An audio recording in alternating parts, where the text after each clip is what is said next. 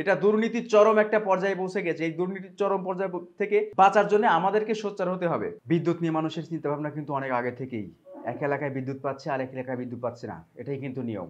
বর্তমানে ঢাকা শহরে কিন্তু এই অবস্থা চালু হয়েছে। যখন একটি কাজ করতে যাচ্ছি তখন কিন্তু প্রয়োজনের সময় আমরা বিদ্যুৎ পাচ্ছি না। এই অবস্থা থেকে বাঁচার কি উপায়? বাঁচার কি আসলেও কোনো উপায় আছে? আর এদিকে কিন্তু আমরা বাসা ভাড়া যারা আছি তারাও কিন্তু একটা মহান বিপদের ভিতরে আছি। কেমন বিপদের ভিতরে আছি একটু চাক্ষুষ প্রমাণ দিয়ে আপনাদেরকে আজকে আমি দেখিয়ে দেওয়ার চেষ্টা করব। কারণ এই দুর্নীতি সবসময় মেনে নেওয়া যায় না। সবাইকে কিন্তু মুখ খুলতেই হবে।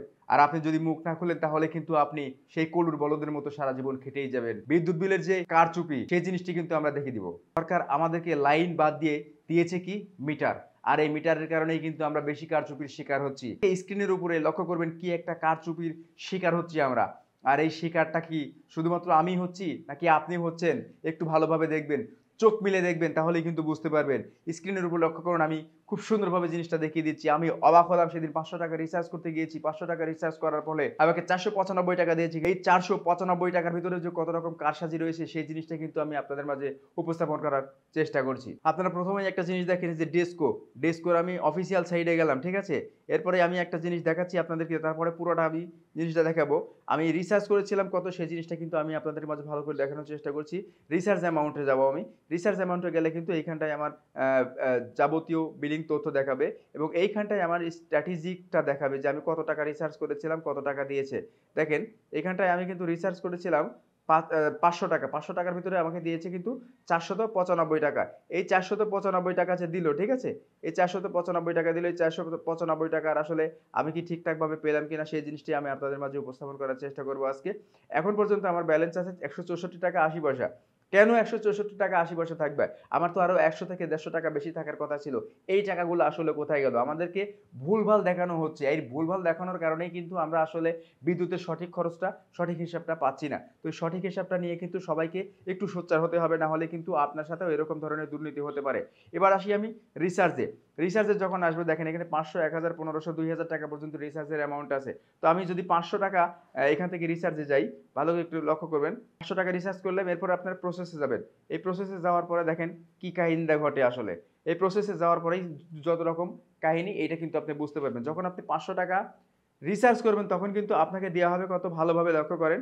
আপনাকে দেওয়া হচ্ছে 354 টাকা। তাহলে বাদ বাকি 146 টাকা কোথায় গেল? মাথার ভিতরে কি ঢুকাইছেন কখনো? 146 টাকা কোথায় গেল? দেখেন 146 টাকা কোথায় গেল সেটা দেখাচ্ছি। ভ্যাট নিচ্ছে তারা 23 টাকা 81 পয়সা। 23 টাকা 81 পয়সা ভ্যাট নিচ্ছে। আর ডিমান্ড চার্জ দিচ্ছে হচ্ছে 84 টাকা। এটা আবার কিসের ডিমান্ড চার্জ ভাই? আপনি আপনার টাকা দিয়ে বিদ্যুৎ ভরবেন, তা এখানে আবার ডিমান্ড চার্জ কিসের? এরপরে আসেন, আপনি আপনার বাসাতে মিটার লাগিয়েছেন। যখন মিটারটা নিয়ে এসেছিলেন তখন কিন্তু টাকা ছাড়া আপনাকে মিটারটা দেয় নাই। তাহলে এখন এইখানটা মিটার রেন্ট কিসের আবার 40 টাকা নিচ্ছে? কেন ভাই এই দুর্নীতিগুলো কেন? এই দুর্নীতির শেষ কোথায় হবে? মিটার রেন্ট কেন এখানটা 40 টাকা নেওয়া হবে? এরপরে আবার রিবেট 2 টাকা 17 পয়সা রিবেট, এটা আমাদেরকে দেওয়া হচ্ছে।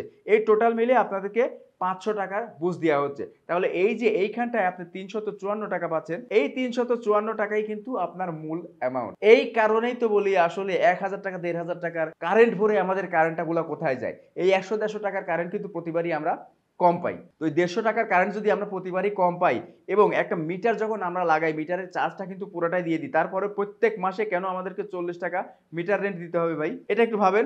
প্রত্যেক মাসে কেন আমাদেরকে মিটার রেন্ট 40 টাকা দিতে হবে? এই 40 টাকা মিটার রেন্ট আমরা কেন দিব? কেউ কিন্তু আসলে এই ধরনের প্রশ্ন করবে না, কাউকেই করবে না। কারণ কি জানেন? যেমনে চলতেছে চলুক। এই যেমনে চলতেছে চলুক এই জিনিসটা নিয়েই কিন্তু বিশাল একটা কাহিনী হচ্ছে। আর এইখানটাই হচ্ছে সর্বোচ্চ দুর্নীতি হচ্ছে। শুধুমাত্র বিদ্যুৎ নয়, গ্যাসের ক্ষেত্রেও কিন্তু একই রকম দুর্নীতি হচ্ছে।